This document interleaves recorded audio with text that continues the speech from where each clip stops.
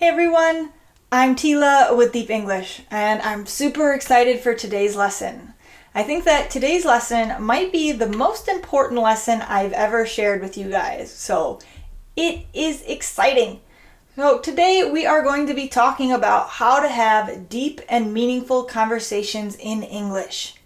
So I think that this is one of the most challenging parts of speaking a new language. It can be so difficult to have conversations that feel deep and meaningful and allow us to truly connect with the people that we're speaking to. I know that when I was living in Ecuador and I was learning Spanish, it was very easy to ask questions like, "How are you?" or "Where are you from?"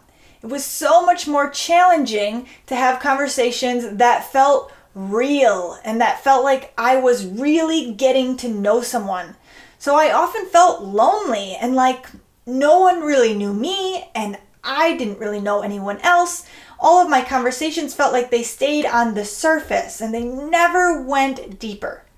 But when I finally figured out how to have deep and meaningful conversations in Spanish, everything changed for me. I didn't feel lonely anymore. I felt like I could truly connect with other people who spoke Spanish. And that's what I want for you. I want you to feel like you can really connect with other English speakers. And so that's why today's lesson is all about having deep and meaningful conversations in English. So I've got 3 things to share with you today. So the first tip for having deep and meaningful conversations in English is to focus on asking the right questions. Asking the right questions. So many people think that to be a great conversationalist, you have to have a lot of interesting things to say. And that's not necessarily true. To be a great conversationalist, you have to know how to ask the right questions. So what are the right questions? Well, open-ended questions instead of yes-no questions are the right questions. So, a yes-no question is a question that can be answered with a simple yes or no. So this is a question like, were you afraid?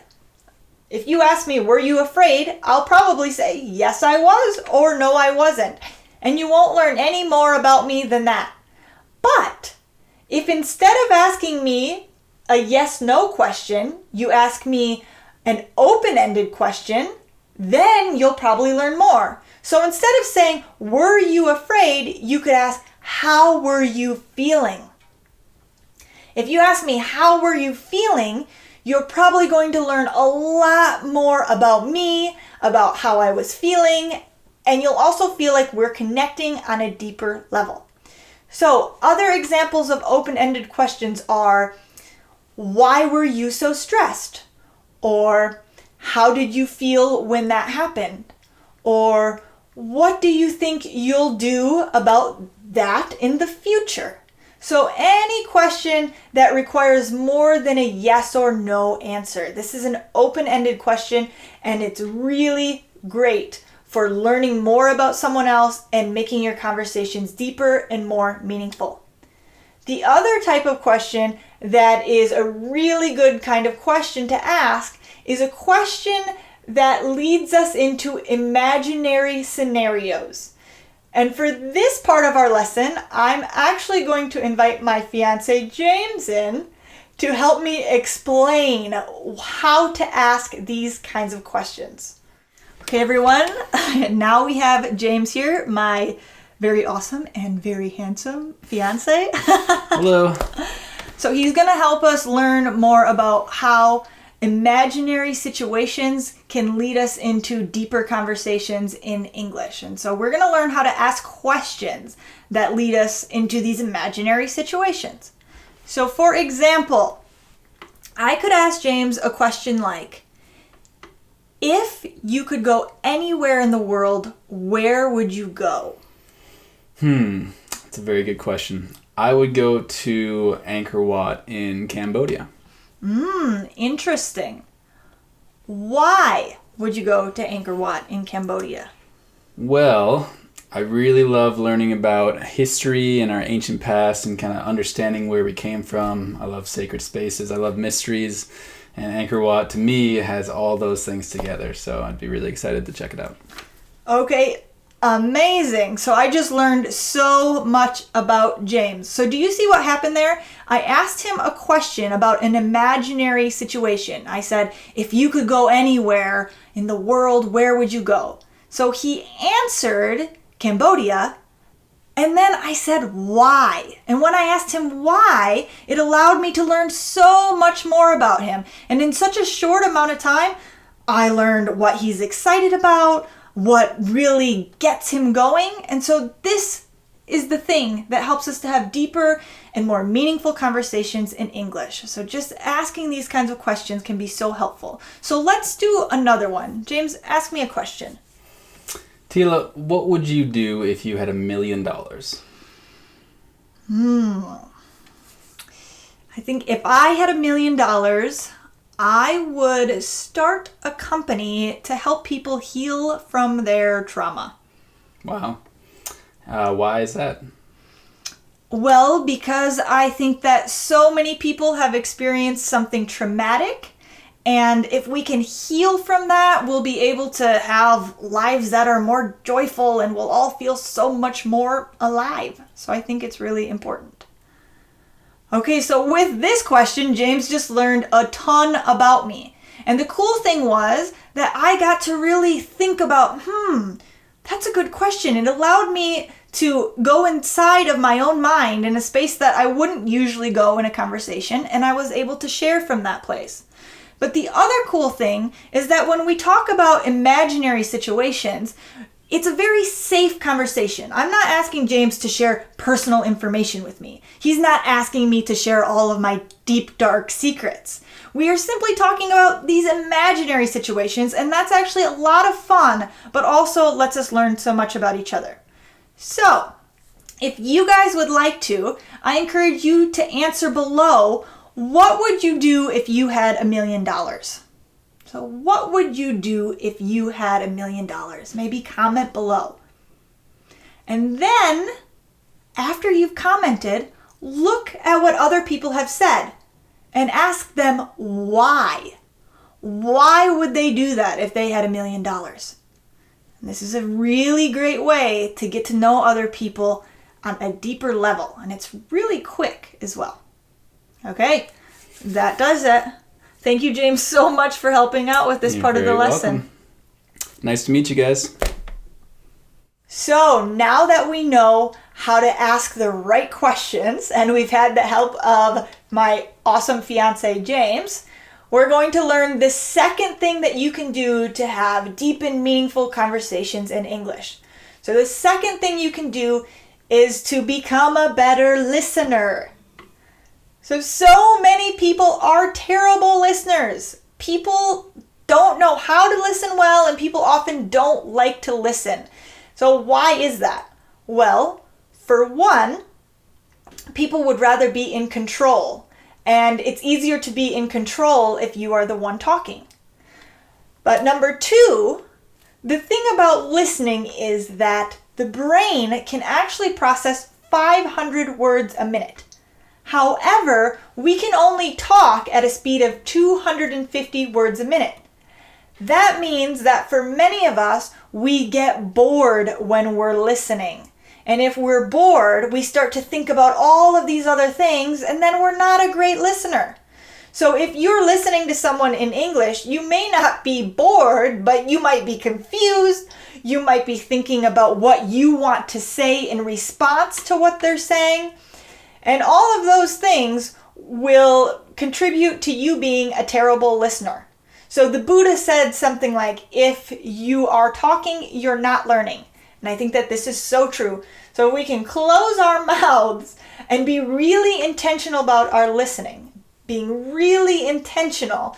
Instead of listening just so that we can respond, we're listening to learn more about the other person, to simply learn more about what it means to be here as a human being. So listening with the intent of learning and being present. So no more than that can help you to become a great conversationalist in English and someone who is able to have deep and meaningful conversations in English. All right, the third way that you can have deep and meaningful conversations in English is by talking more about your emotions. So this one is often scary for people, and I understand why. Sometimes it's hard to talk about our feelings because it's very vulnerable, and a lot of people don't like to share that inside part of who they are. But the good news is I'm not asking you to share your deep, dark secrets. No, nothing like that. People need to earn access to those deeper parts of you. But I am asking for you to share just simply how you're feeling or how you felt. Because when you're speaking with someone and you include your emotional reality, like how you're feeling in the conversation, the person who's listening can actually begin to feel the way that you were feeling as well. So they can live vicariously through what you're saying. So for example, if you say something like, yeah, I was hiking a mountain and I got to the top. Okay, your listener can imagine you at the top of a mountain. But if you say something like, I was hiking a mountain and when I got to the top, I was completely overjoyed. This allows your listener to also feel the feelings of being overjoyed, and it's easier then to connect with you, to know more about who you are, what makes you happy, and this is an opportunity to bond. So the more that we can share how we feel with the people that we're talking to, the easier it is for them to feel like they're really connecting to us and for them to kind of have an experience of us that's more than just, imagining where we were or what we were doing. They can actually experience how we were feeling. So another tip in this is instead of using the most basic words to describe your emotions, like, oh, I felt happy, or I felt sad, or I felt mad, we can begin to learn more vocabulary words to talk about our emotions. So the more words that you have to talk about your emotions, the more specific you can be about your feelings, and the more you'll be able to share who you really are with other people. So for example, you could say something like, I was happy when I won the award. Okay, the other person can understand you were happy. But if you say something like, I was absolutely ecstatic when I won the award, they can imagine that you were so happy that you were like overjoyed, you were ecstatic. So this gives a more specific idea of what you were going through and allows the other person to understand at a deeper level what you were going through. And that's a huge part about having conversations that are more deep and meaningful. So allowing the other person to truly understand who you are and what you've been through. So another example of this is instead of saying, I was so afraid when I saw that the storm was approaching, you could say, I was absolutely terrified. Again, when you use words that are more specific, you give the listener a more specific experience of who you are and the way that you felt in the moment. And you also allow your listener to experience that emotion as well. And the more that you can connect on an emotional level with another human being, the closer you will feel to them, the more easy it will be for them to remember you in the future. So it's more likely that you'll become friends. So all of these things are so important.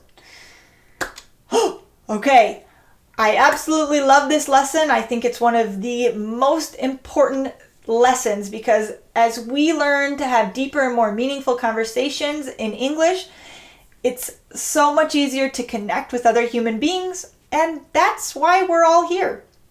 So thank you guys so much for tuning in today. As always, it was an absolute pleasure.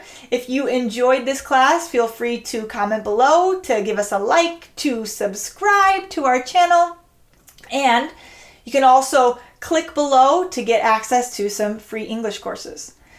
Thank you guys so much. It's been an absolute pleasure. I'll see you later.